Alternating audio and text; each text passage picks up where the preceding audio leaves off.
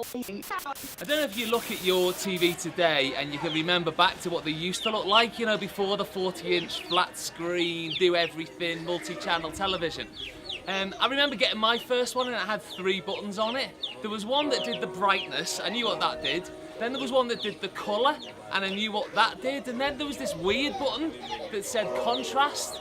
And it was only when I started to play with it and mess with it, I realised what it actually did. This week I've pushed the contrast button all the way over to the left by coming to Uganda, and the picture looks totally different. There's some things that are recognisable, there's some things that are beautiful, but there's other things I just can't comprehend. Jesus was a Jewish man. He was brought up well, and the culture of his day would have dictated that he should have spent time around the temple and around the priests and around other believers. And yet the reality was that he spent time around tax collectors and lepers and prostitutes. He lived in total contrast. You know, for me this week, as I've been walking around Kampala and Uganda, the contrast, the sharpness of difference with my life back home has been absolutely massive. And I've had to reflect on what that difference looks like. What does the rhythm of my life look like in contrast with life out here? Instead of not knowing a lot about the world we live in, why not commit to finding out about a particular country, read about it, look on the news about it, check out Google on that particular country, find out about its customs and its challenges and its practices. Instead of keeping your head down and your eyes closed and your earphones in whilst you're on the bus or on the train, why not take them out and look at someone and say hello to them and ask them how their day has been? Instead of maybe seeing your neighbours once a month and saying a quick hello, why not intentionally on a Saturday morning go round to them, take them some biscuits and say, how is life? How are you doing? If you're someone who maybe loves peace and solitude and silence, why don't you intentionally spend time around a loud group of people, seeing what it's like in their world?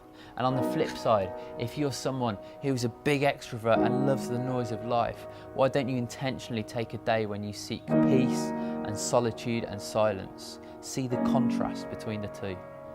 Instead of buying something new, why don't you repair something that you already have?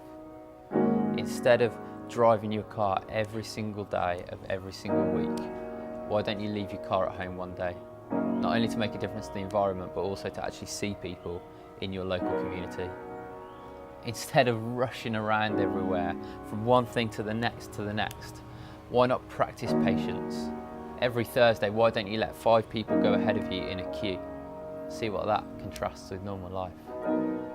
Or perhaps finally, instead of just getting a glass of water from the tap, why don't you walk a mile to a supermarket and buy the heaviest bottle of water you can find and carry it back home another mile and then drink it, and contrast life with those who live differently. The reality is there are loads and loads and loads of practical things we can do. Yesterday I met a beautiful girl, 20 years old, called Kathy.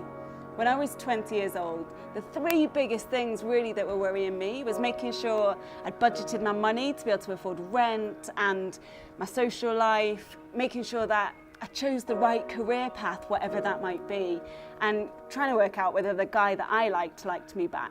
By contrast, Kathy's life, 20 years old here, she's desperate to be a nurse, but for the last 3 years, the maize harvest has not been good enough to be able to afford her school fees, to finish her A-levels and get her to university. I also met her little brother, must have been 2-3 years old, super cute, but she's really worried about him because he's ill, and the nearest hospital is a 5-kilometre walk away, and they're not sure they can afford the medication. Kathy's life at the age of 20 here in Uganda is a huge contrast to that of us at 20 back home. You know, we'd love you to intentionally change the rhythm of your life. Maybe contrast is one way that you can start to do that. Check out rhythms.org/contrast for more information.